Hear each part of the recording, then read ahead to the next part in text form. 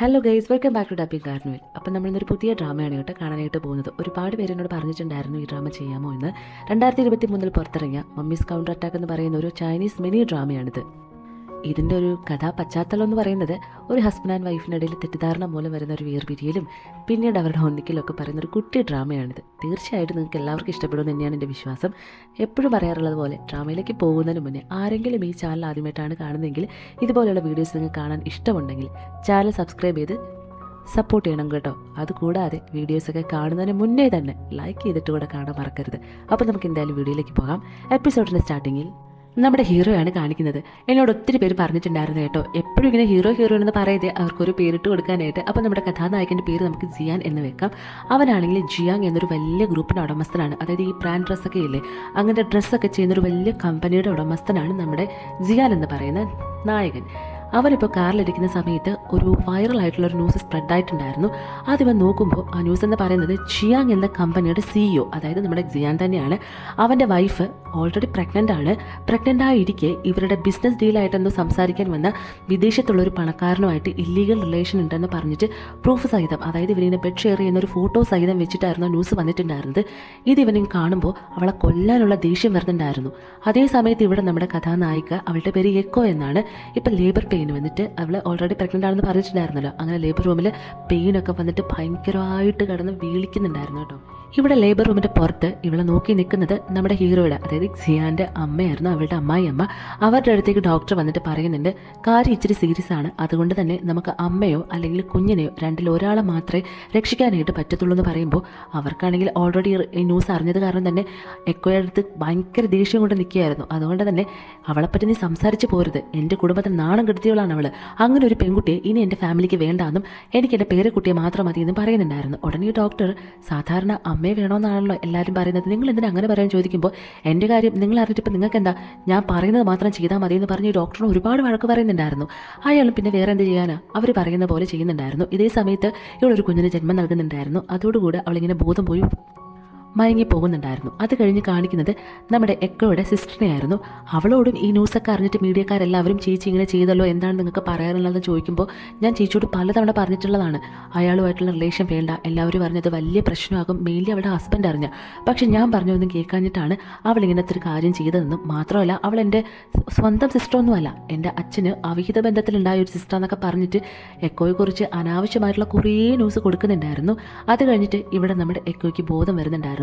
കണ്ണു തുറന്ന് നോക്കുമ്പോൾ അവളുടെ അടുത്ത് കുഞ്ഞില്ലായിരുന്നു കേട്ടോ. അതുകൊണ്ട് തന്നെ അവൾ എഴുന്നേറ്റിട്ട് അവളുടെ ഫ്രണ്ട് കൂടെ ഉണ്ടായിരുന്നു. അവനോട് ചോദിക്കുന്നുണ്ട്, എൻ്റെ കുഞ്ഞെവിടെയെന്ന് ചോദിക്കുമ്പോൾ ഞാനൊരു കാര്യം പറഞ്ഞാൽ അത് നിനക്ക് സഹിക്കാനുള്ളൊരു മനക്കരുത്ത് നീ ആദ്യം ഉണ്ടാക്കിയെടുക്കണം, വേറെ ഒന്നുമല്ല, ജനിച്ചപ്പോൾ തന്നെ കുഞ്ഞ് മരിച്ചു പോയെന്ന് പറയുന്നുണ്ടായിരുന്നു. ഇവളാണെങ്കിൽ അല്ലറി കരഞ്ഞിട്ട് നേരെ അവളുടെ ഹസ്ബൻഡിനെ വിളിക്കുന്നുണ്ടായിരുന്നു ജിയാനെ. അവനാണെങ്കിൽ ഇനി മേലിൽ നിന്നെ വിളിച്ചു പോരുതെന്നും നീ ചെയ്ത കുറ്റത്തിന് നിന്നെ ഞാൻ കൊല്ലയാണ് ചെയ്യേണ്ടത്, പക്ഷേ ഞാൻ നിന്നെ വെറുതെ വിടുന്നത് എൻ്റെ ഔദാര്യമാണെന്ന് പറഞ്ഞിട്ട് കോൾ കട്ട് ചെയ്യുന്നുണ്ടായിരുന്നു. അവൾ അങ്ങോട്ടേക്ക് പറയാൻ വരുന്ന ഒന്നും അവൻ കേൾക്കാൻ കൂട്ടാക്കാതെയായിരുന്നു കോൾ കട്ട് ചെയ്തിട്ടുണ്ടായിരുന്നത്. ആ സീൻ കട്ട് ചെയ്ത 5 വർഷത്തിന് ശേഷമാണ് കാണിക്കുന്നത്. ഇപ്പോൾ ഇവിടെ ഒരു വലിയൊരു ഹോട്ടലിൽ ഒരു ബിസിനസ് ഡീൽ നടപ്പുണ്ടായിരുന്നു. നമ്മുടെ ഹീറോയുടെ കമ്പനി എന്ന് പറയുന്നത് ഈ ബ്രാൻഡ് ഡ്രസ്സൊക്കെ ചെയ്യുന്ന കമ്പനിയാണ്. ഇവരിപ്പോൾ ഒരു ബിസിനസ് ഡീലിൽ ഏർപ്പെടുന്ന കമ്പനി എന്ന് പറയുന്നത് ഇങ്ങനത്തെ കോസ്മെറ്റിക്സ് അല്ലേ, ലൈക്ക് അങ്ങനത്തെയൊക്കെ കോസ്മെറ്റിക്സ് ഐറ്റംസ് ഒക്കെ ഉണ്ടാക്കുന്ന കമ്പനിയായിരുന്നു. ഇപ്പം ഇവർ രണ്ടുപേരും കൂടെ ചേർന്നിട്ട് എന്തോ ബിസിനസ് ഡീലിന് വേണ്ടിയിട്ടൊരു വലിയൊരു മീറ്റിംഗ്, അതായത് വലിയൊരു പാർട്ടി പോലെ അറേഞ്ച് ചെയ്തിട്ടുണ്ടായിരുന്നു.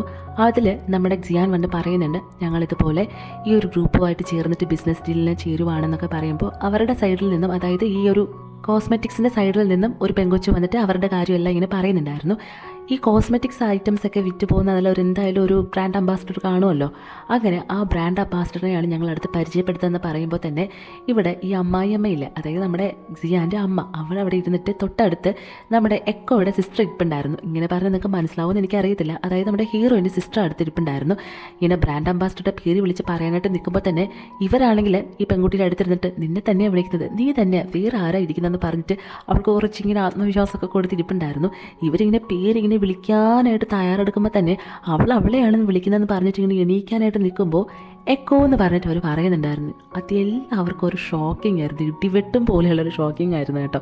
നോക്കുമ്പോൾ നമ്മുടെ എക്കോ ഡോറൊക്കെ തുറന്നിട്ട് 5 വർഷത്തിന് ശേഷം ഒരു സുന്ദരിയായിട്ട് നടന്നു വരുന്നുണ്ടായിരുന്നു. നേരെ വന്ന് നിന്നിട്ട് മൈക്ക് വാങ്ങിച്ചിട്ട് അവളുടെ കാര്യം പറയുന്നുണ്ട്. എൻ്റെ പേര് എക്കോ എന്നാണെന്നും ഞാൻ 5 വർഷം മുന്നേ ഈ ഫീൽഡിലുണ്ടായിരുന്ന ആളാണ്, പക്ഷേ എനിക്ക് കുറച്ച് ഫാമിലി ഇഷ്യൂസൊക്കെ വന്നത് കാരണമാണ് ഞാൻ ഈ ഒരു ഫീൽഡിൽ നിന്ന് മാറി നിൽക്കേണ്ടതായിട്ട് വന്നത്. പക്ഷേ ഇപ്പോൾ ഞാൻ തിരിച്ചു വന്നിരിക്കുന്നത് പഴയതുപോലെയല്ല. ഇനി എന്തായാലും ഈ ഫീൽഡിൽ നിന്ന് എനിക്കൊരു മടങ്ങിപ്പോക്ക് ഉണ്ടാകത്തില്ല എന്ന് പറയുന്നുണ്ടായിരുന്നു. ഇത് എല്ലാവർക്കും വലിയൊരു ഷോക്കിംഗ് ആയിരുന്നു. എല്ലാവർക്കും എന്ന് പറഞ്ഞാൽ നമ്മുടെ ജിയാനും എക്കോടെ അനിയത്തിക്കും അമ്മായി അമ്മയ്ക്കും എല്ലാവർക്കും ഒരു ഷോക്കിംഗ് ആയിരുന്നു കേട്ടോ.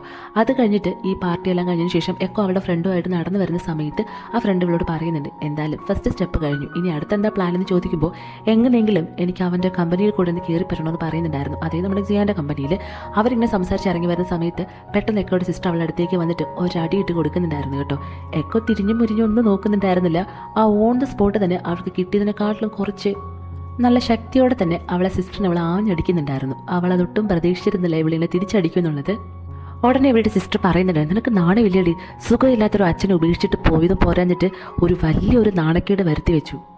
എനിക്ക് കിട്ടേണ്ടിരുന്ന ലൈഫ് നീ തട്ടിപ്പറിച്ചിട്ട് ഉള്ള അനാവശ്യങ്ങളെല്ലാം ചെയ്ത് കൂട്ടിയിട്ട് ഇപ്പം എന്തിനാണ് ഇവിടേക്ക് വന്നതെന്ന് ചോദിക്കുമ്പോൾ ഇവളുടെ ഫ്രണ്ടില്ലേ, നമ്മുടെ എക്കോയുടെ ഫ്രണ്ട് ഉടനെ പറയുന്നുണ്ട്, നിൻ്റെ അമ്മയെ പോലെ തന്നെയാണ് നീയും.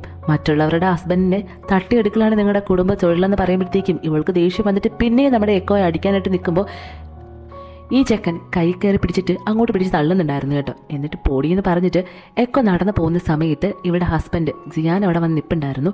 അവളിങ്ങനെ ചെറുതായിട്ടൊന്ന് നോക്കിയിട്ട് അടുത്തൻ്റെ ടാർഗറ്റ് നീയാടാന്ന് പറഞ്ഞിട്ട് മനസ്സിലിങ്ങനെ ചിന്തിച്ച് നടന്ന് പോകുന്നുണ്ടായിരുന്നു. അത് കഴിഞ്ഞ് പിറ്റേ ദിവസം നമ്മുടെ എക്കോ ഏതോ ഒരു സ്ഥലത്തേക്ക് പോകാനായിട്ട് നടന്നു വരുന്ന സമയത്ത് ഒരു പയ്യൻ, ഒരു കുഞ്ഞു ചെറുക്കൻ ഓടി വന്നിട്ട് അമ്മയെന്ന് വിളിക്കുന്നുണ്ടായിരുന്നു.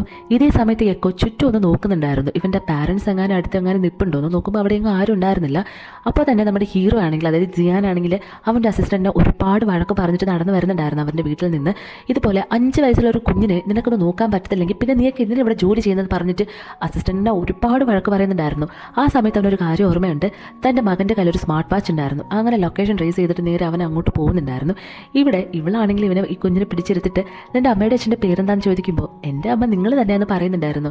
മോനെ, ഈ കുഞ്ഞു കുട്ടികൾ ഇങ്ങനെ കള്ളത്തരം പറയാൻ പാടില്ല, ശരിക്കുള്ള സത്യം പറയും, നിൻ്റെ അമ്മയുടെ അച്ഛൻ്റെ പേരെന്താണെന്ന് ചോദിക്കുമ്പോൾ എനിക്ക് ആരുമില്ല, ഞാൻ ജനിച്ചപ്പോൾ തന്നെ എൻ്റെ അമ്മ എന്നെ ഉപേക്ഷിച്ചിട്ട് പോയി. അതിനുശേഷം എൻ്റെ അച്ഛനാണ് എന്നെ വളർത്തുന്നതെന്നും പക്ഷേ വീട്ടിൽ ആരും ഞാൻ ആഗ്രഹിക്കുന്ന പോലെ ആരും എന്നെ സ്നേഹിക്കാറില്ല.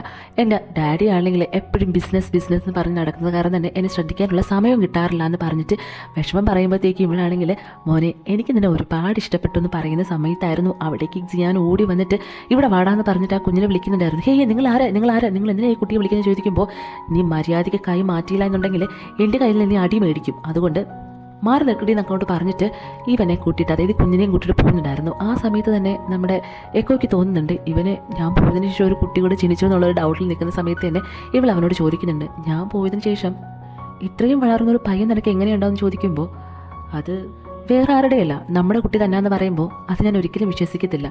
ഞാൻ അവനെ പ്രസവിച്ചപ്പോൾ തന്നെ അവൻ മരിച്ചു പോകുന്നാൽ എനിക്ക് നന്നായിട്ട് അറിയാമെന്ന് പറയുമ്പോൾ അത് അവൻ വളർന്നു വരുമ്പോൾ ഇത്രയും മാനം കെട്ട ഒരു അമ്മയാണ് അവനുള്ളതെന്ന് അറിയാതിരിക്കാൻ വേണ്ടിയിട്ട് നിന്നോട് ഞങ്ങളൊരു കള്ളത്തരം പറഞ്ഞതാണ്. ശരിക്കും അത് നിൻ്റെ മകൻ തന്നെയാണെന്ന് പറയുമ്പോൾ അവൾക്കത് വിശ്വസിക്കാനേ പറ്റുന്നുണ്ടായിരുന്നില്ല. പോരാഞ്ഞിട്ട് ഇത് ഞാനിപ്പോൾ പറഞ്ഞെന്ന് വെച്ചിട്ട് എൻ്റെ സ്വന്തം മോനാണ്, ഭർത്താവാണെന്ന് പറഞ്ഞിട്ട് ഞങ്ങളുടെ 7 അയലത്ത് വരരുതെന്ന് പറഞ്ഞിട്ട് അവൾ ഒരുപാട് വഴക്ക് പറഞ്ഞിട്ടായിരുന്നു അവൻ പോയിട്ടുണ്ടായിരുന്നത്.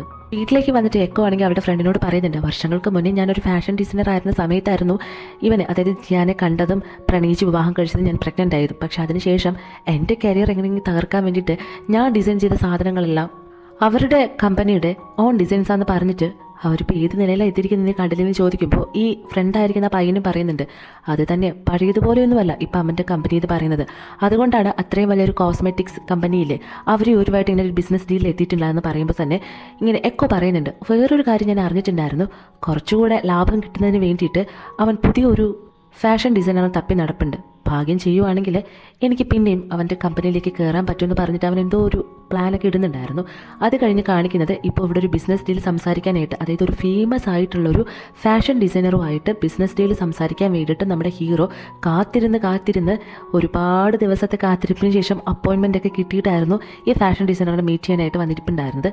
ഒരുപാട് നേരം കാത്തിരുന്നതിന് ശേഷം ഹീറോയെ തേടി അവിടെ വന്നിട്ടുണ്ടായിരുന്നത് എക്കോ ആയിരുന്നു കേട്ടോ. അപ്പോൾ തന്നെ പോലീസുകാർക്ക് എന്താ ഈ വീട്ടിൽ കാര്യമെന്ന് ചോദിക്കുന്ന പോലെ, നിനക്കെന്താ ഇവിടെ കാര്യം, ഒരു മോഡലായിരിക്കുന്ന ഒരു പെൺകുട്ടി ഇങ്ങനെ ബിസിനസ് ഡീലൊക്കെ സംസാരിക്കുന്ന ഒരു വലിയ സ്ഥലത്തൊക്കെ വരാമെന്ന് പറഞ്ഞാൽ അതെന്തൊരു മോശമാണ്, അതോ ഇനി ഇയാളുമായിട്ട് എന്തായാലും നിനക്ക് ഇല്ലീഗലായിട്ടുള്ള റിലേഷൻ ഉണ്ടെന്ന് പറഞ്ഞ് ചോദിക്കുമ്പോൾ എക്കോ ആണെങ്കിൽ ചെറിയതായിട്ടൊന്ന് ചിരിച്ചിട്ട് എനിക്ക് നിന്നെക്കുറിച്ച് ഓർക്കുമ്പോൾ ശരിക്കും പറഞ്ഞാൽ ചിരിയാ വരുന്നത്, ഒരു വലിയ പരാജയമാണല്ലേ നീ എന്ന് പറഞ്ഞിട്ട് അവൻ എങ്ങനെയിട്ട് ഇളക്കുന്നുണ്ടായിരുന്നു. അപ്പം തന്നെ ഇവൻ, നിന്നെപ്പോലൊരു പെൺകുട്ടിയെ എൻ്റെ ലൈഫിൽ ഞാൻ ഇനി കാണരുതെന്ന് മാത്രമേ ഇതുവരെ ഞാൻ ആഗ്രഹിച്ചിട്ടുള്ളൂ, അതെൻ്റെ വിധിയാന്ന് പറഞ്ഞിരിക്കുന്ന സമയത്ത് തന്നെ അങ്ങനെയാണെങ്കിൽ നിനക്ക് തീരെ ഇരിക്കാനായിട്ട് പറ്റുന്നില്ലെങ്കിൽ ഒരുപാട് ദിവസം കാത്തിരുന്നിട്ട് നിനക്ക് കിട്ടിയ ഒരു അപ്പോയിൻമെൻറ്റും ഒരുപാട് നാളത്തെ ആഗ്രഹം പോലെ ആ ഒരു ഫാഷൻ ഡിസൈനറിനെ കാണണമെന്ന് പറഞ്ഞിട്ടല്ലേ ഇവിടെ വന്നിട്ടുള്ളത്, നിനക്ക് കാണണമെന്നാണെങ്കിൽ ഇവിടെ നിന്ന് എഴുന്നേറ്റ് പോകാനായിട്ട് പറയുമ്പോഴത്തേക്കും എനിക്ക് മനസ്സിലായില്ല നീ എന്താ പറയുന്നതെന്ന് ചോദിക്കുമ്പോൾ തന്നെ പറയുന്നുണ്ടായിരുന്നു, നീ അന്വേഷിച്ച് വന്ന ഫാഷൻ ഡിസൈനർ ഞാനാണ്. ഇവനത് വിശ്വസിക്കാനേ പറ്റുന്നുണ്ടായിരുന്നില്ല. ശരിക്കും നീ ഒരു മോഡലാണോ അതോ ഫാഷൻ ഡിസൈനർ ആണോ എന്ന് ചോദിച്ചിട്ട് നിന്നോടൊന്നും എനിക്ക് ബിസിനസ് ചെയ്യാൻ താല്പര്യമില്ല എന്ന് പറഞ്ഞിട്ട് എഴുന്നേറ്റ് പോകാൻ നിൽക്കുന്ന സമയത്ത് തന്നെ ബിസിനസ് കാര്യങ്ങളും നമ്മുടെ ഫാമിലി കാര്യങ്ങളും തമ്മിൽ ഒരിക്കലും കൂട്ടിക്കുഴയ്ക്കാൻ പാടില്ല. നിനക്ക് നിൻ്റെ കമ്പനി എങ്ങനെയെങ്കിലും നല്ലൊരു ലാഭത്തിൽ കൊണ്ടുവരണമെന്നല്ലേ ആഗ്രഹം, അങ്ങനെയാണെങ്കിൽ നിനക്ക് സംസാരിക്കാനായിട്ട് ഇരിക്കാമെന്ന് പറയുമ്പോൾ തന്നെ അവനവിടേക്ക് ഇരിക്കുന്നുണ്ടായിരുന്നു കേട്ടോ. കാരണം വേറൊന്നുമല്ല, ഇതുപോലെ കുറച്ച് ഫേമസ് ആയിട്ടുള്ളൊരു ഫാഷൻ ഡിസൈനറെ ഇനിയെങ്കിലും നമ്മുടെ ഹീറോ കൊണ്ടുവന്നില്ല എങ്കിൽ ഉറപ്പായിട്ടും അവൻ്റെ കമ്പനി പൂട്ടിക്കെട്ടേണ്ടി വരും. അത്ര നഷ്ടത്തിലായിരുന്നു ഇപ്പോൾ കമ്പനി പൊയ്ക്കൊണ്ടിരുന്നത്. ലാസ്റ്റ് ഇവൾ പറഞ്ഞത് കേട്ടിട്ട് അവൻ അവിടെ ഇരിപ്പുണ്ടായിരുന്നു. ഇതേ ടൈമിൽ നമ്മുടെ എക്കോ പറയുന്നുണ്ട്, കുറേ വർഷങ്ങൾക്ക് മുന്നേ എന്ത് നല്ല രീതിയിലായിരുന്നു എൻ്റെ കമ്പനി പൊയ്ക്കൊണ്ടിരുന്നത്, അതേ കമ്പനി ഇപ്പോൾ പൂട്ടിക്കെട്ടേണ്ട ഒരു അവസ്ഥ വന്നു എന്ന് പറയുമ്പോൾ തന്നെ എനിക്ക് സത്യം പറയാൻ നിങ്ങളുടെ കാര്യം കേൾക്കുമ്പോൾ ചിരിയാണ് വരുന്നതെന്ന് പറയുന്നുണ്ടായിരുന്നു. എന്നാലും സാരമില്ല, എന്നെ കൊണ്ട് കഴിയുന്നത് ഞാൻ ചെയ്തിട്ട് പഴയതുപോലെ നിങ്ങളുടെ കമ്പനിയെ തിരികെ കൊണ്ടുവരാം. പക്ഷേ ഞാൻ പറയുന്ന ഒരു കാര്യം നീ എനിക്ക് വേണ്ടിയിട്ട് ചെയ്തു തരണമെന്ന് പറഞ്ഞിട്ട് അവൻ്റെ അടുത്തേക്ക് വന്ന്, വേറൊന്നുമല്ല, എനിക്ക് ഡിവോഴ്സ് വേണം, ഡിവോഴ്സ് പേപ്പേഴ്സിൽ നീ സൈൻ ചെയ്ത് തരണം, അത്ര മാത്രം മതിയെന്ന് പറയുമ്പോൾ തന്നെ ഹീറോ എനിക്ക് പറ്റത്തില്ല എന്ന് പറഞ്ഞ് അവിടെ എഴുന്നേൽക്കുന്നുണ്ടായിരുന്നു. കാര്യം എന്താണെന്ന് വെച്ചാൽ വേറൊന്നുമല്ല, നീ ഡിവോഴ്സ് പേപ്പറാന്ന് പറഞ്ഞിട്ട് എന്നെ നിന്ന് കുറച്ച് സൈനൊക്കെ മേടിച്ചിട്ട് എൻ്റെ കമ്പനിയുടെ പകുതി ഷെയർ മേടിക്കാനുള്ള അടവല്ല നീട്ടി കാണിക്കുന്നത്. നിൻ്റെ ഈ കള്ളത്തരം എന്നോ ഞാൻ മനസ്സിലാക്കിയതാണ്. ഇനി നിനക്ക് എന്നെ പറ്റിക്കാനായിട്ട് പറ്റത്തില്ലാട്ടിന്ന് പറയുമ്പോൾ പിന്നെ എനിക്ക് നിന്നെ കാര്യം ഓർത്തിട്ട് ചിരിയാടാ വരുന്നത്, വേറൊന്നും കൊണ്ടല്ല കേട്ടോ. കളിയാക്കുന്നതാണെന്ന് തോന്നരുത്. 5 വർഷം മുന്നേ നീ കണ്ട ആളല്ല ഞാനിപ്പോൾ എന്ന് പറയുന്നത്. ഇപ്പോൾ എൻ്റെ പിന്നിൽ ഒരുപാട് ആൾക്കാരുണ്ട്. വേണമെങ്കിൽ നിൻ്റെ കമ്പനിയുടെ ബ്രാൻഡ് അംബാസിഡർ ആകാനുള്ള ഒരു സ്ട്രെങ്ത് ഇപ്പം എൻ്റെ സൈഡിലുണ്ട്. അതിനൊക്കെ സംശയം ഉണ്ടെങ്കിൽ ഞാൻ തെളിയിച്ചു തരാം. എനിക്ക് നിർബന്ധമൊന്നുമില്ല, നീനും എത്ര കഷ്ടപ്പെട്ടിരുന്നാലും പഴയതുപോലെ നിൻ്റെ കമ്പനിയെ തിരികെ കൊണ്ടുവരാനായിട്ട് പറ്റത്തില്ല. അതുകൊണ്ടാണ് ഞാൻ പറഞ്ഞത് നിന്നെ ഹെൽപ്പ് ചെയ്യാമെന്ന് പറയുമ്പോൾ നിൻ്റെ ഹെൽപ്പിന് എനിക്ക് ആവശ്യമില്ല എന്ന് പറഞ്ഞിട്ട് അവിടെ നിന്ന് അവൻ ഇറങ്ങി പോകുന്നുണ്ടായിരുന്നു കേട്ടോ. അടുത്ത് കാണിക്കുന്നത് നമ്മുടെ ഹീറോയുടെ വീടാണ്. ജിയാനാണെങ്കിൽ അവൻ്റെ കുഞ്ഞിനെ നോക്കാനായിട്ട് ഒരുപാട് മെയ്ഡ്സിന് വേണ്ടിയിട്ട് ഒരു ഇൻ്റർവ്യൂ വെച്ചിട്ടുണ്ടായിരുന്നു. അവിടേക്ക് 1-2 പേരൊക്കെ വരുന്നുണ്ടായിരുന്നു. ഇവിടെ വേറൊരു ടെസ്റ്റ് എന്ന് പറഞ്ഞാൽ ഏറ്റവും പുറകിലായിട്ട് നമ്മുടെ എക്കോ വേഷം മാറിയിട്ടും അവിടെ വരുന്നുണ്ടായിരുന്നു. ആ സമയത്ത് ഒരു ഫ്ലാഷ് ബാക്ക് കാണിക്കുന്നുണ്ട്. അവൾ അവളുടെ ഫ്രണ്ടിനോട് വീട്ടിലിരുന്ന് സംസാരിക്കുന്ന സമയത്ത് ഒരു ബട്ടർഫ്ലൈയുടെ ഒരു കാണുമ്പോൾ കളിപ്പാട്ടം പോലെ ഇരിക്കും, അങ്ങനെ ഒരു കളിപ്പാട്ടം പോലത്തെ ഒരു സാധനം അവൻ്റെ കയ്യിൽ കൊടുത്തിട്ട് ഒരു കാര്യം പറയുന്നുണ്ട്. ഇതെന്ന് പറഞ്ഞു കഴിഞ്ഞാൽ ഇതിനുള്ളിൽ ഒരു ഡിവൈസ് ഉണ്ട്, ഇതുവരെ ഈ ഒരു സാധനം പുറത്തിറങ്ങിയിട്ടില്ല. ഇത് നമ്മുടെ ശരീരത്തിൽ വെക്കുവാണെങ്കിൽ വേറൊരാൾ നമ്മളെ കാണുമ്പോൾ അയാൾക്ക് നമ്മളെ വേറൊരാളായിട്ടായിരിക്കും തോന്നുന്നതാവെന്ന് പറയുന്നുണ്ടായിരുന്നു. അങ്ങനെ ആ ഒരു ബട്ടർഫ്ലൈയുടെ ആ ഒരു എന്താ പറയുക, ആ ഒരു സാധനം ഇങ്ങനെ ഡ്രസ്സിലിങ്ങനെ വെച്ചിട്ടായിരുന്നു, ഒരു പിന്ന് അത് ഡ്രസ്സിൽ വെച്ചിട്ടായിരുന്നു ആ ഇൻ്റർവ്യൂവിന് വന്നിട്ടുണ്ടായിരുന്നത്. 3 പേര്, അത് നമ്മുടെ ഹീറോയിനെ കഴിഞ്ഞിട്ട് വേറെ 2 പേര് കൂടെ ഉണ്ടായിരുന്നു. ഇവർ 3 പേരും ഇങ്ങനെ നിറഞ്ഞു നിൽക്കുന്ന സമയത്ത് അവരോട് ചോദിക്കുന്നുണ്ട്, എൻ്റെ മകനെ നിങ്ങൾ എങ്ങനെയായിരിക്കും നോക്കുന്നതെന്ന് ചോദിക്കും. ഫസ്റ്റ് നിൽക്കുന്ന ആൾ, ഞാൻ അവൻ എന്നും ഒരു ചീച്ചിയായിരിക്കും, നല്ല രീതിയിൽ ഞാൻ അവനെ നോക്കുമെന്ന് പറയുന്നുണ്ടായിരുന്നു. തൊട്ടടുത്ത് നിൽക്കുന്ന ആളോട് നിങ്ങളെല്ലാം എങ്ങനെ നോക്കുമെന്ന് ചോദിക്കുമ്പോൾ ഞാൻ എൻ്റെ പേരക്കുട്ടിയെ പോലും നോക്കും, അവനെ ഞാൻ നന്നായിട്ട് നോക്കുമെന്ന് പറയുന്ന സമയത്ത് അടുത്ത് നേരെ നമ്മുടെ എക്കോയുടെ അടുത്തേക്കാണ് വരുന്നത്.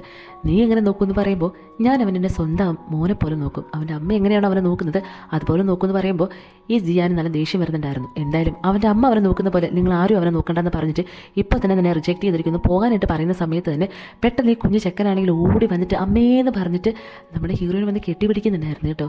ഇവനെന്തോ ജിയാന് ചെറിയൊരു ഡൗട്ട് തോന്നുന്നുണ്ടായിരുന്നു, ഇനിയെങ്ങാനും ഇവളായിരിക്കും അതെന്ന് ഓർത്തിട്ട് അവനാകെ വല്ലാണ്ടാകുന്നുണ്ടായിരുന്നു. ശരിക്കും നമ്മുടെ എക്കോ എന്തിനാ ഇവിടെ വന്നതെന്ന് പറഞ്ഞാൽ, ഇവൾ പണ്ട് ഇവനെ സ്നേഹിച്ചിട്ട് കല്യാണം കഴിഞ്ഞ് വീട്ടിലേക്ക് വന്ന സമയത്ത് ഇവൾ ഡിസൈൻ ചെയ്തിട്ടുള്ള ഒരുപാട് ഡിസൈൻസ് ഇവൻ്റെ വീട്ടിലുണ്ടായിരുന്നു. അത് ഇവിടെ നിന്ന് ഇങ്ങനെ എങ്ങനെയെങ്കിലും കൊണ്ടുപോകണമായിരുന്നു അവൾക്ക്. അതിന് വേണ്ടിയിട്ടായിരുന്നു കേട്ടോ ഇങ്ങനെ വീഴ്ച മാറിയിട്ട് വന്നിട്ടുണ്ടായിരുന്നത്. ഇപ്പോൾ ഇവന് നമ്മുടെ എക്കോ ആണ് ഇതെന്നുള്ള കാര്യത്തിൽ ചെറിയൊരു ഡൗട്ട് വന്നിട്ട് അവളുടെ അടുത്തേക്ക് വരുന്നുണ്ടായിരുന്നു. ഇവളാണെങ്കിൽ ഇപ്പം എന്നെ കണ്ടുപിടിക്കും എന്ന് പറഞ്ഞിട്ട് ആകെ ടെൻഷൻ അടിച്ച് നിൽപ്പുണ്ടായിരുന്നു കേട്ടോ. അതോടുകൂടെ ഫസ്റ്റ് എപ്പിസോഡ് കഴിയുവാണ്.